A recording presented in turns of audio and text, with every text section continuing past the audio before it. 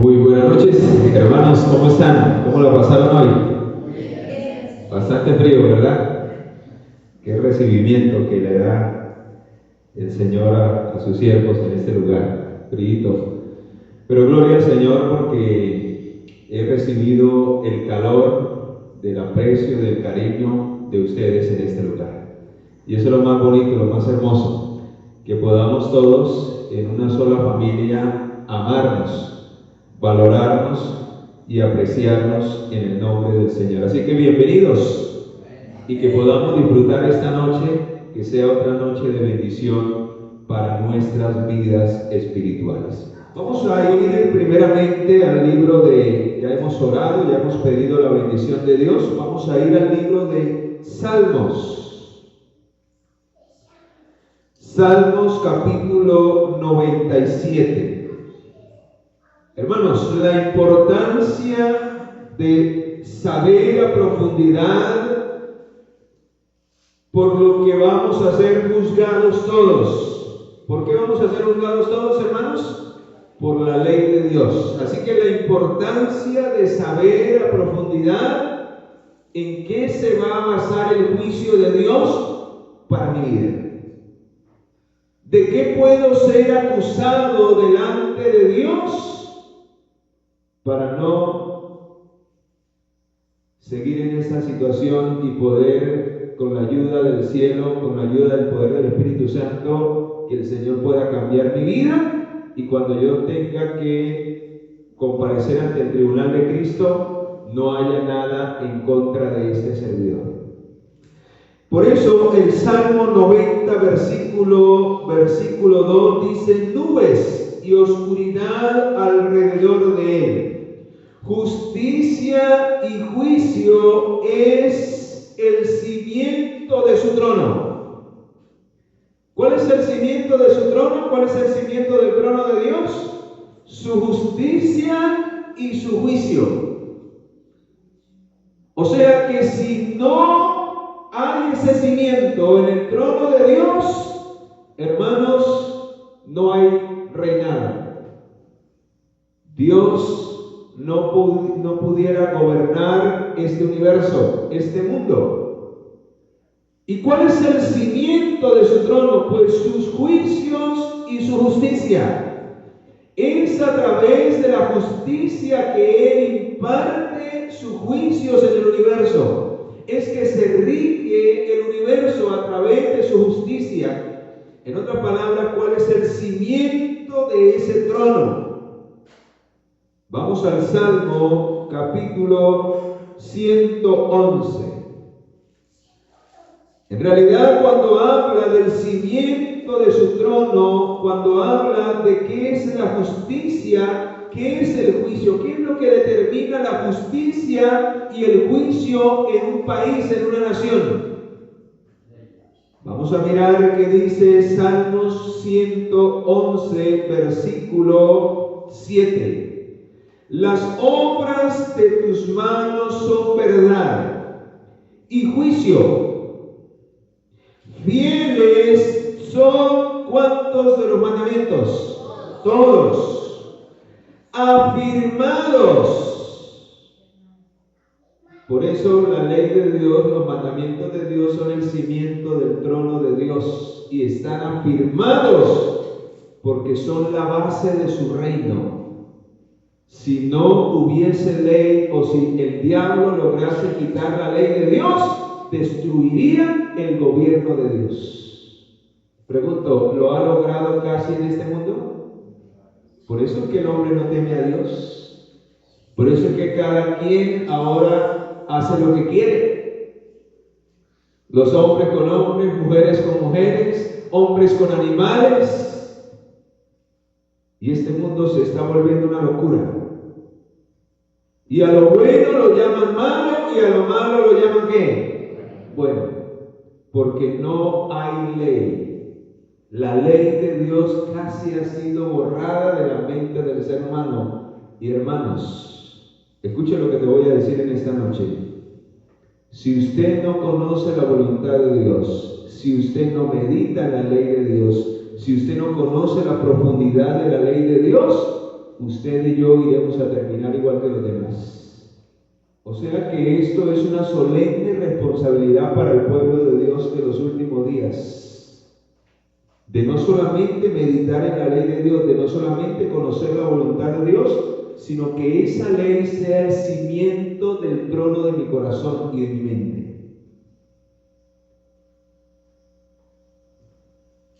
¿Qué dice el versículo 8? Afirmados eternamente y para siempre. Y algunos dicen que la ley fue clavada ¿en dónde? Pero aquí me dice que la ley está afirmada y es el cimiento de su trono, porque su ley es la que dicta la justicia y el juicio en el universo. Y por esa ley es que vamos a ser juzgados. ¿Quiénes? Nosotros. Y así como es el cimiento del trono de Dios, dice al final, hechos en verdad y en rectitud. O sea, ¿qué es la ley? La ley es la verdad de Dios. Amén. Vamos a comprobarlo en el Salmo 119, versículo 151. Cercano estás tú, Jehová, y todos, ¿cuántos? Todos tus mandamientos son verdad. Alabado sea el Señor. O sea que el que rechaza los mandamientos, el que rechaza la ley de Dios, ¿qué está rechazando en realidad? Está rechazando la verdad. Está rechazando a Dios. Está quitando del trono de su corazón a aquel que debe reinar, gobernar y juzgar tu vida y mi vida. Hermanos, ahora sí podemos caer en cuenta qué era lo que quería lograr Satanás en el cielo. Cuando dice la Escritura, a través del profeta Ezequiel, a través del profeta Isaías, dice: tú, querubín, que querías colocar tu trono por encima del trono de Dios. ¿Qué era lo que en realidad Satanás quería al oír esa expresión y al entender que el cimiento del trono era su ley? O sea que lo que Satanás quería en el cielo era colocar y entronizar su propia ley. Quería abolir la ley de Dios, acabar con el reino de Dios, acabar con el trono de Dios y poner e imponer su propio ¿qué? Su propio trono, o sea, su propia ley.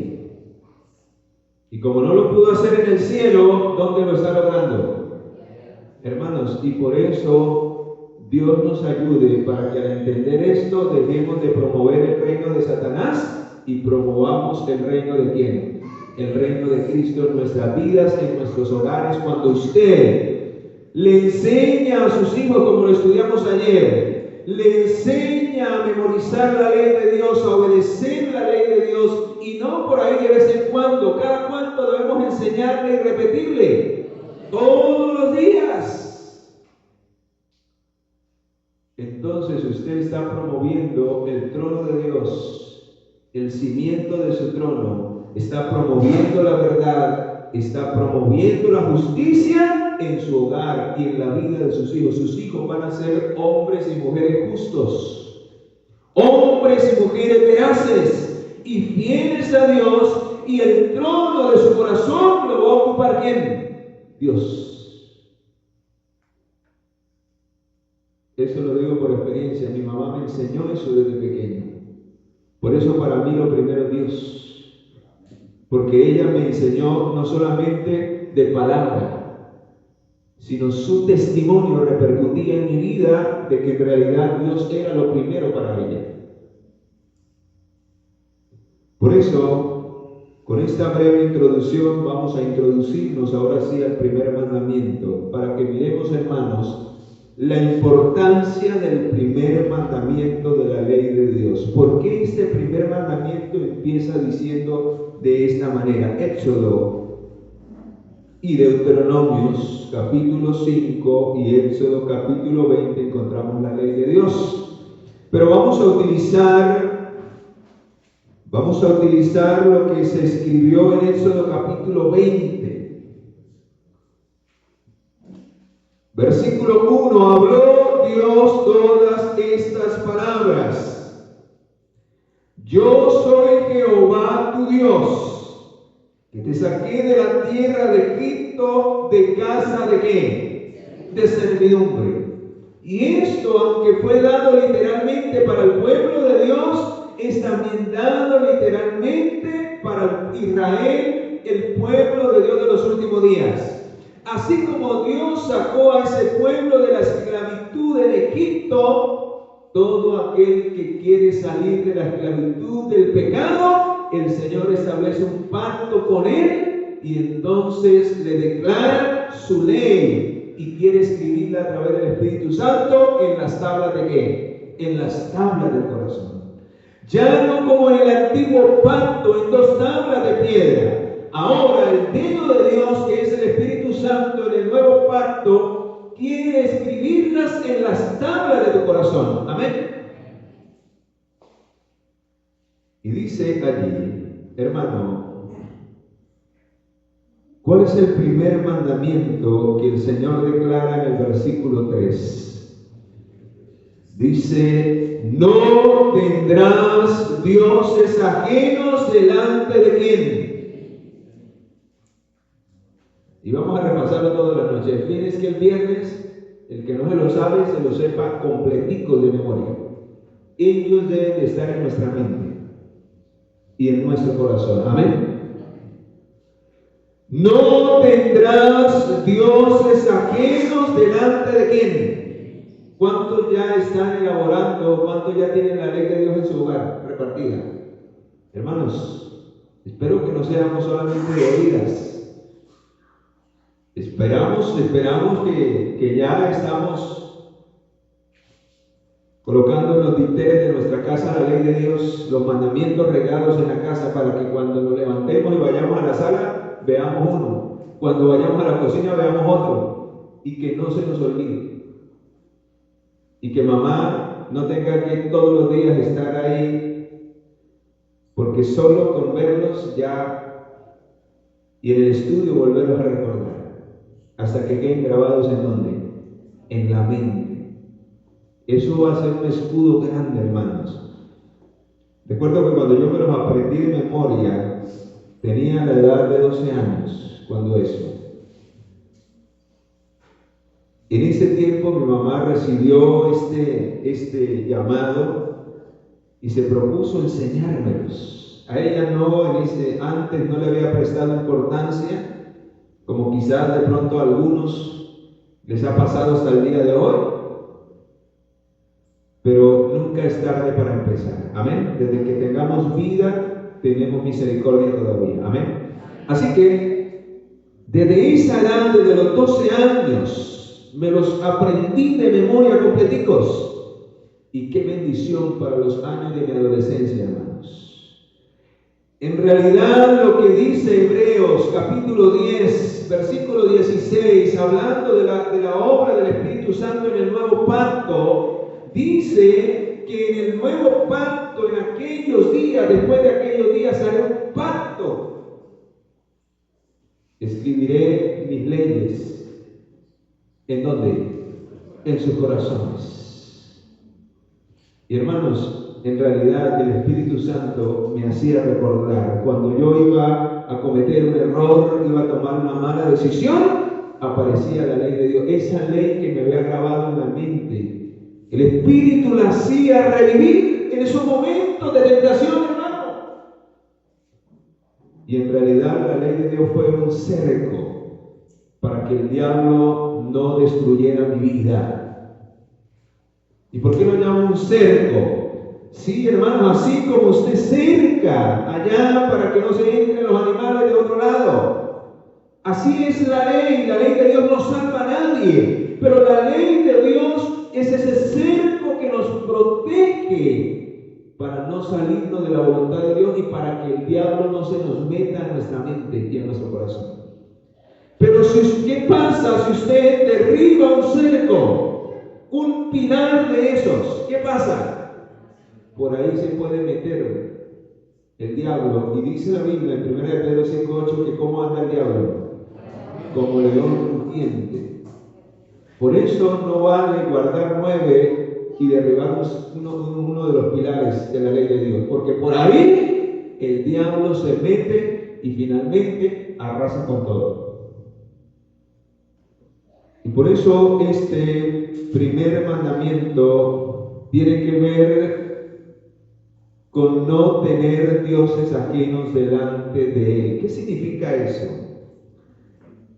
Este mandamiento resalta positivamente que solamente hay un Dios verdadero, no hay más.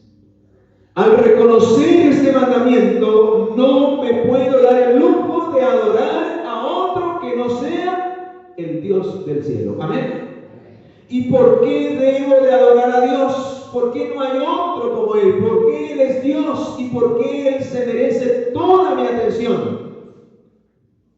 Porque Él es santo y no hay nadie más que tenga ese atributo de santidad como lo es Dios. Primera de Samuel, por el tiempo no los vamos a leer, pero si usted lo quiere anotar, repasarlos en casa, lo puede hacer. Pero en Primera de Samuel capítulo 2, versículo 2 dice que Dios es santo. Amén. Él es eterno. Por eso es Dios. Solo Dios es eterno, ha existido, existe y existirá por la eternidad. Amén. Y eso lo dice el Salmo 92. Él es eterno, por eso es Dios. Nadie más tiene eternidad.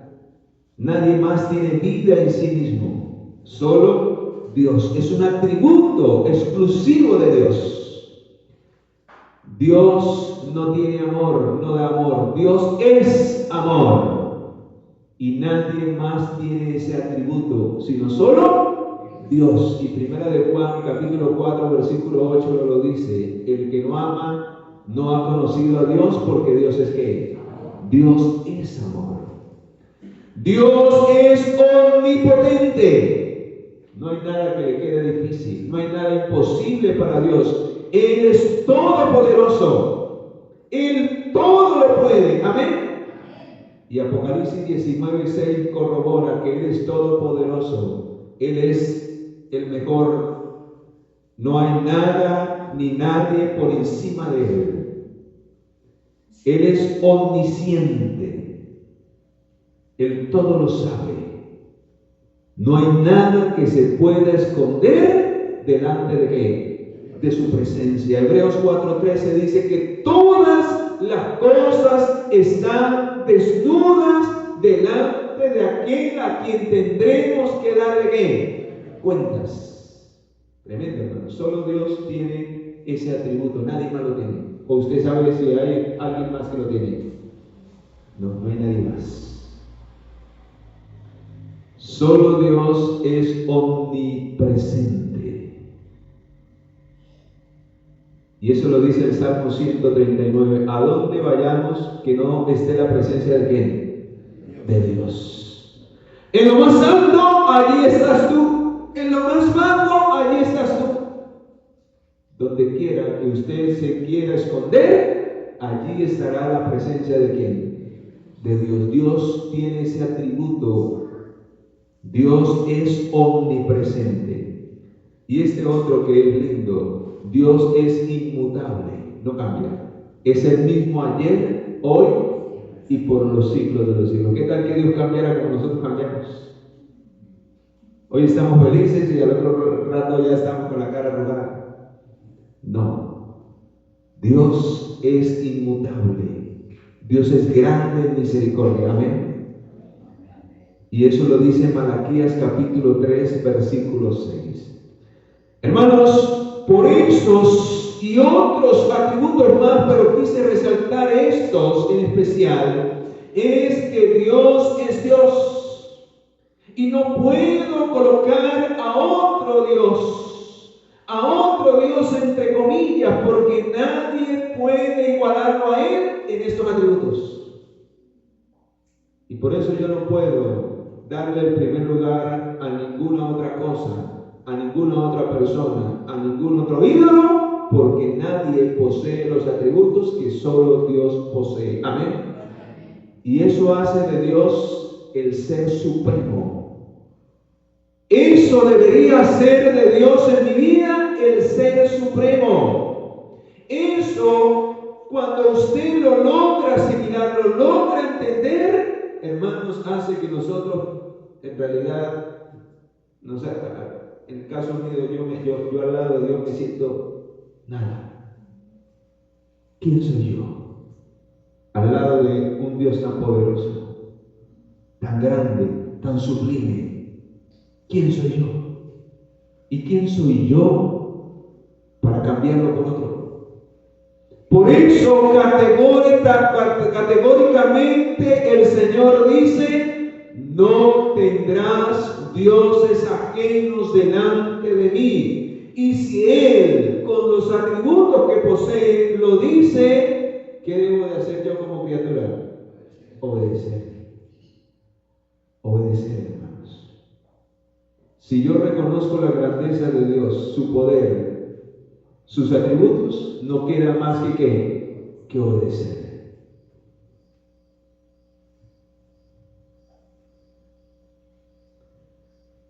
Cuando algo o alguien se convierte en otro Dios para mí, escucha. Este pasaje se encuentra en Mensajes Selectos, tomo 3, página 377. Cuando el ser humano cambia a Dios y coloca a otro Dios delante de mí o a otros dioses delante de él.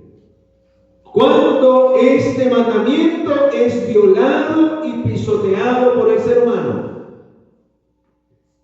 Un ídolo es algo que los seres humanos aman y confían en él. La pregunta de esta noche es: ¿qué es lo que tú más amas en esta tierra? ¿En quién es en quien más confías en esta tierra? Debería ser Dios. Si Dios no es en lo que tú más confías, ya tienes un Dios delante del Dios verdadero. Si Dios no es a quien tú más amas, ya hay otro Dios delante del Dios verdadero. Cualquier cosa que divida los afectos o quite del alma el amor supremo hacia Dios, o se interponga para impedir una ilimitada confianza y una total dependencia de Dios, asume el carácter y toma la forma de un ídolo o de un Dios falso en el templo del alma. Por algo el Señor dice en San Mateo capítulo 10 las siguientes palabras, hermano. Mateo capítulo 10, versículo 37. El que ama más a padre o a madre más que a mí, no es digno de mí. ¿Por qué? Porque ha colocado a otro Dios delante de la presencia del único Dios que es verdadero. Ha cambiado a Dios por su mamá, por su hijo, por su esposa, por su dinero, por su trabajo, por sus diversiones, por sus deseos, por su voluntad. Hermanos, cuando nosotros hacemos nuestra voluntad, tu voluntad, el yo, es otro Dios que podemos estar colocando delante del único Dios verdadero. Cuando el Señor me dice: Ismael, hay que hacer las cosas así, pero Ismael hace lo que él quiere,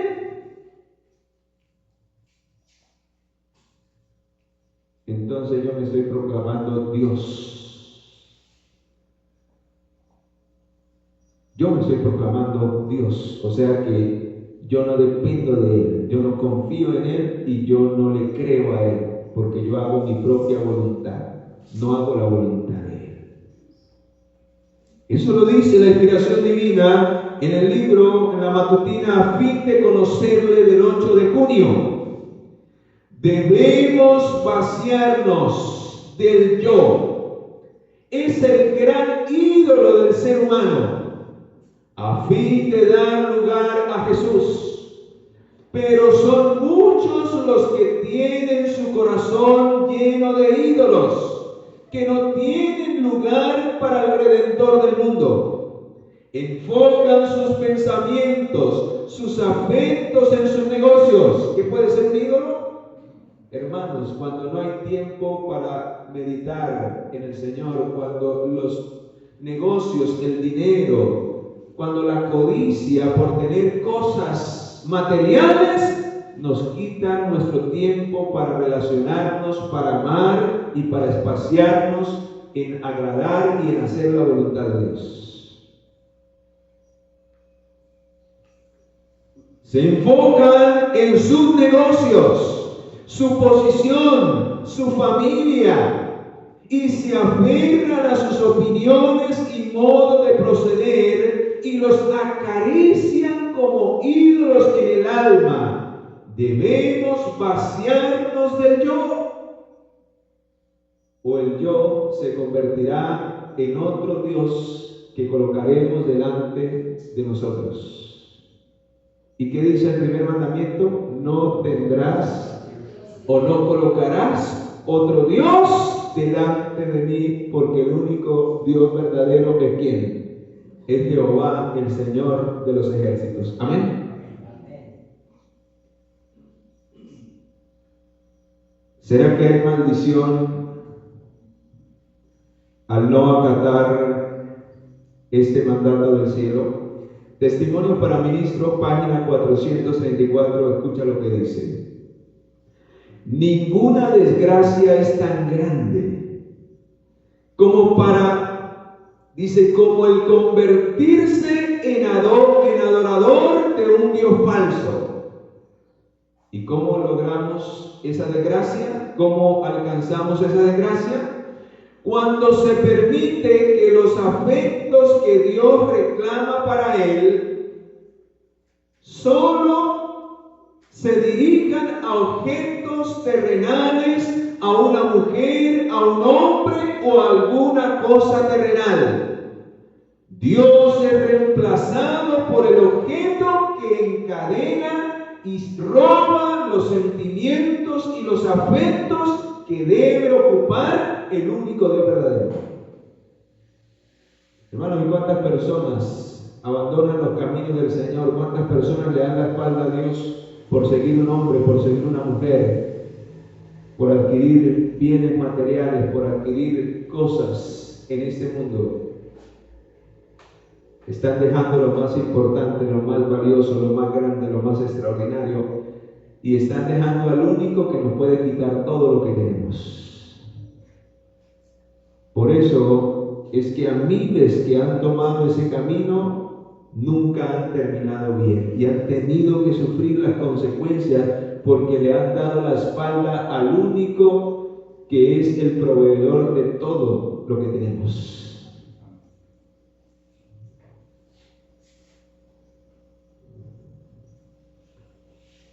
¿Qué pasa cuando yo reconozco a Dios en primer lugar en mi vida? ¿Qué pasa o cuál es la evidencia o el termómetro que mide que Dios realmente es el que ocupa el primer lugar en mi vida? Escucha, ¿qué sucede en la vida de esa persona que realmente no tiene otro Dios sino el Dios verdadero y que cada día vive para agradarle? Escucha, Dios se convierte en el objeto supremo de su adoración. O sea que solo se levanta cada día con el fin de adorarle. ¿A quién? A Él. Su mayor afán no es salir a buscar las riquezas de ese mundo. Su mayor afán es arrodillarse y darle la gloria ¿a quién? A Dios por el don de la vida. Si Dios es lo primero en tu vida, es lo que cada día usted debería estar haciendo. Si Dios no es lo primero, si Dios no está delante de ti cada día, hermano, no te va a importar darle el primer lugar a las cosas seculares antes que al Señor. Entonces ya tienes otro Dios delante del Dios verdadero.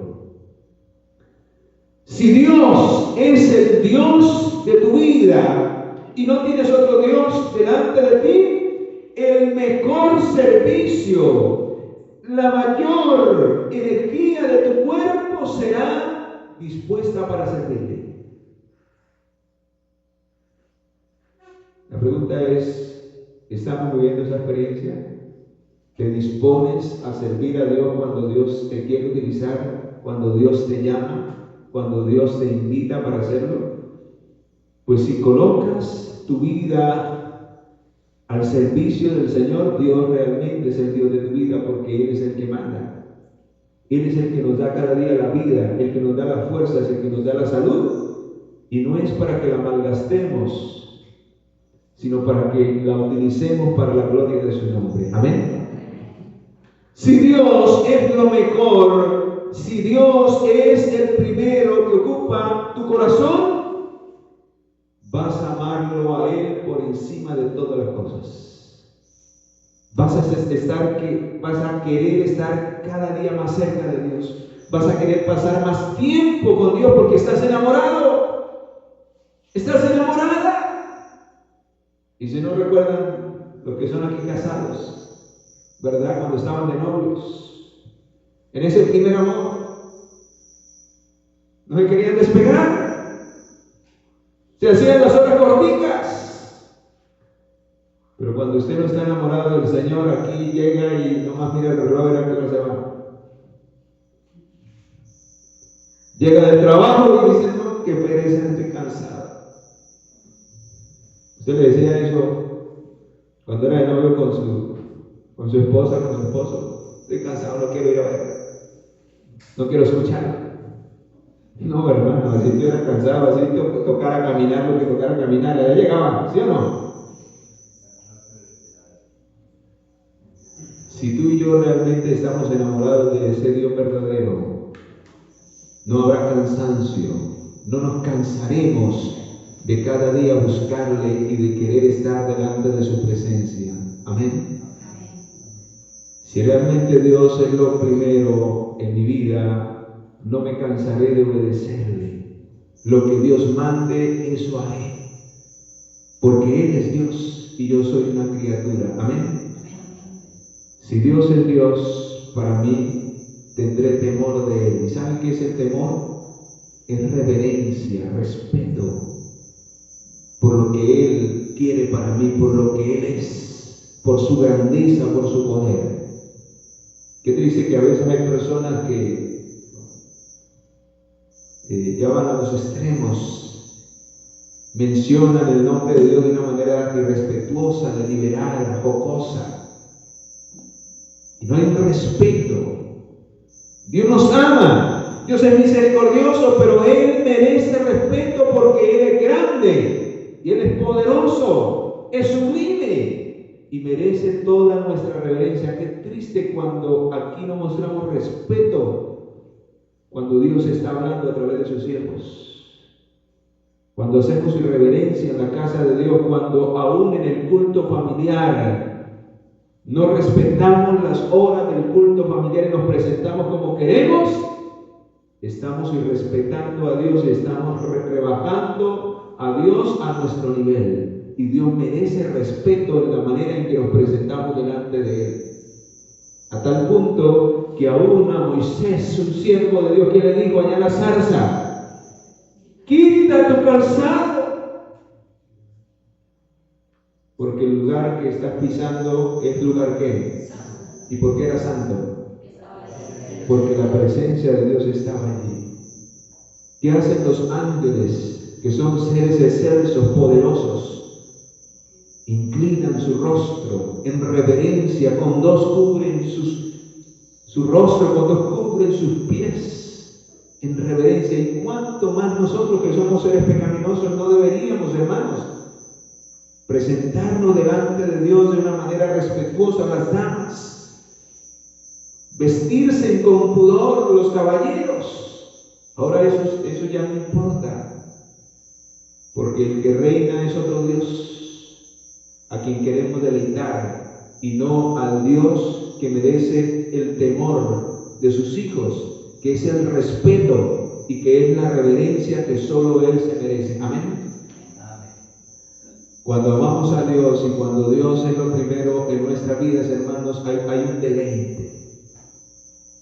Hay un deleite, hay un gozo, hay una alegría, es un temor reverente, pero por dentro nuestros corazones laten de alegría, de emoción, porque tenemos al Dios más extraordinario, aquel que aunque estábamos perdidos, que aunque un día estábamos rebeldes, con su gran amor nos amó de tal manera, amó Dios al mundo, que dio a su Hijo unigénito para que usted y yo perdidos pudiésemos tener vida eterna en Cristo Jesús.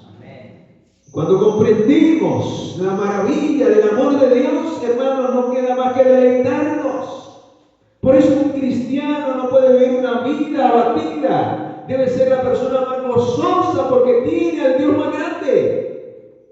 Y por eso no hay problema tan grande que tú puedas tener si tienes al Dios más grande y más poderoso que puede resolver el problema más grande, porque Él lo puede todo, Él es todopoderoso. Amén. Y cuando tú logras comprender eso, las circunstancias de la vida se hacen así. Hermanos, aquí estoy con ustedes, pero desde que el día en que yo decidí iniciar este ministerio por fe, el día que dejé de servirle a los que usted nos habla las pruebas, qué difícil al principio es vivir por fe, servirle al Señor, aprender a depender de Dios. Yo hasta ahora estoy aprendiendo a depender de Dios. Y he pasado por unas circunstancias tan difíciles en todos los aspectos, hermanos. Todos han venido. Pero eso es obra del diablo para hacerme desistir de servir, de amar, de entregarme, de hacer de Dios realmente lo primero en mi vida. Amén. Amén. Y hermanos, esta experiencia la tendremos que vivir todos. Tarde que temprano la tendremos que vivir todos aquellos que queramos permanecer firmes hasta el final, porque la Biblia lo dice. Romanos 1:17 dice que el justo al final tendrá que vivir por medio de ¿qué? Cuando los poderes de ese mundo echen por tierra esta ley que estamos estudiando, hermano, tendremos que decidir entre ese Dios verdadero o entre los dioses que el diablo ha colocado en el corazón de miles de seres humanos. Y miles se rendirán ante los dioses de este mundo y pisotearán al Dios verdadero. Porque echar por tierra la ley de Dios es pisotear, es quitar a Dios del trono de mi mente y de mi corazón. Y muchos dentro de la iglesia está profetizado. Dios nos libre a nosotros, hermanos. No dice quiénes son, pero sí dice que muchos apostatarán de la fe y solo quedará un remanente, un residuo, los que resaltan en su vida al único Dios verdadero, los que guardan todos los mandamientos de Dios. Amén. Amén. Y hermanos, el más importante es este, por eso está de primero, porque si usted no reconoce a Dios como lo primero, lo mejor y lo único en su vida, así usted descansa el sábado, no sirve de nada. Si empezamos destronando a Dios de la mente y del corazón, el sábado se convierte en un frío formalismo, en un día normal. ¿Saben por qué?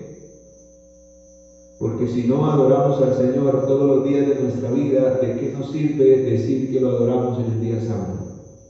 Si durante la semana Dios no es el Dios de mi vida, si nuestros hijos, si nuestras familias, si nosotros dedicásemos más tiempo para contemplar al Señor por medio de la fe, para meditar en su palabra, para alabarle, para pasar en comunión con Dios, hermanos, reflejaríamos la imagen del Señor más plenamente y este mundo ya hubiese sido iluminado con la gloria del Señor.